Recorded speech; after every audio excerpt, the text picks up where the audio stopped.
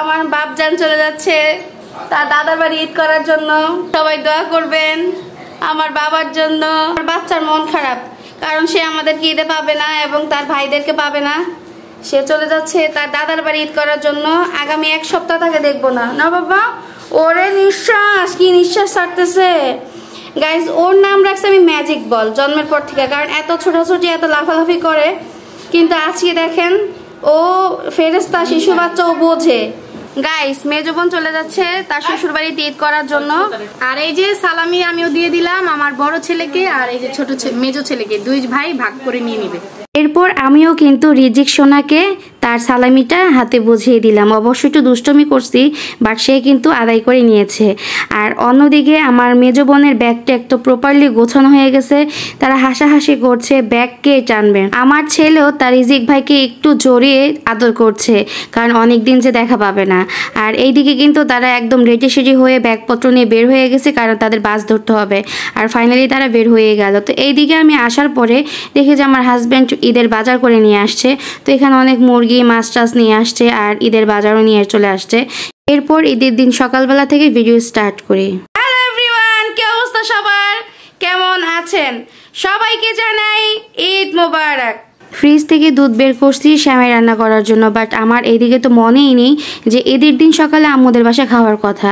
তো এইদিকে নামাজ টামাজ পড়ে তো 2 আব্বাজানকে নিয়ে আমার হাজব্যান্ড চলে আসছে। এখন তো সালামি দেওয়ার পালা। তো ছোট ছেলেকে দিয়েছে 500 টাকা, বড় ছেলেকে দিয়েছে 500 টাকা। এইদিকে আমার বোন তো এক লাফে তার দুলাভাইয়ের পাটা ধরে সালাম করে দাঁড়ায় আছে, বকশিস দাও, দেবে তো নাই, তারপরও 500 টাকা দিয়েছে। আর টুকটুকে একটা ড্রেস পরে নিছি। তো এই ড্রেস পরে স্বামীর কাছ থেকে সালামি আদায় করে নিব। দাও আমার ইসলামি দাও। কি ইসলামি? এই ইসলামি দাও। নাইলে কি নাসে খবর আছে? 12 বছর হয়ে গেছে আর কোন ইসলামি নেই। আর কি? নাই মামুতে কানা মামু অনেক ভালো, এটা দিছে, এটাই অনেক কিছু। এরপর বাপ আর ছেলের একটু ফটোশুট করে দিলাম। আর সালামি বলে কথা, জামাই এক লাফে দৌড়ে চলে গেল শ্বশুর বাড়ি সালাম করে সালামি নেওয়ার জন্য। তারপরে কিন্তু শাশুড়িকেও ছাড় দিল না জামাই, তো শাশুড়ি একটু দোয়া দিয়ে দিছে। এরপর আমার আব্বু আমার ছেলেকে একটু জড়িয়ে ধরে কান্না করছে, কারণ তার 3টা নাতির মধ্যে 2টা আছে, একটা নাই। তো যাই হোক, সমস্ত কিছু শেষ হওয়ার পরে এখন পর্যন্ত কিন্তু সালামি দেয় নাই, বাট আমরা আগে খাওয়া দাওয়া করে নিই। তো এই তো আম্মু খিচুড়ি আর মুরগি রান্না করছে, তো আমরা ইচ্ছে মতো খাওয়া দাওয়া করছি।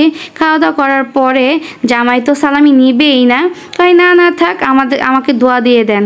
তো আমার আব্বু বললো জামাই মানুষ নেও, পরে সবাইকে 200 টাকা করে দিছে। এরপর লম্বা একটা ঘুম দিয়ে ফ্রেশনেস কাটিয়ে তারপর সন্ধ্যার দিকে ছেলের পছন্দের খাবার খাওয়ার জন্য বের হয়ে গেলাম একটা রেস্টুরেন্টের উদ্দেশ্যে।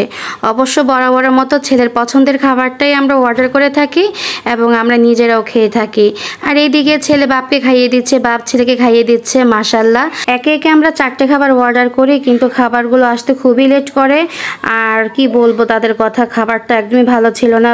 তাছাড়া বারবিকিউ তো মজাই লাগেনি, আমি রেখে চলে আসছি। এরপর আমরা 2টা ড্রিঙ্কস অর্ডার করি, একটা লাচ্ছি আর হট কফি। দুটোটাই টেস্ট করে দেখলাম ভালো না। পুরো রেস্টুরেন্ট যদি আমি আমার হাজব্যান্ডকে খাওয়াই দিই, তারপরও তার মন ভরবে না।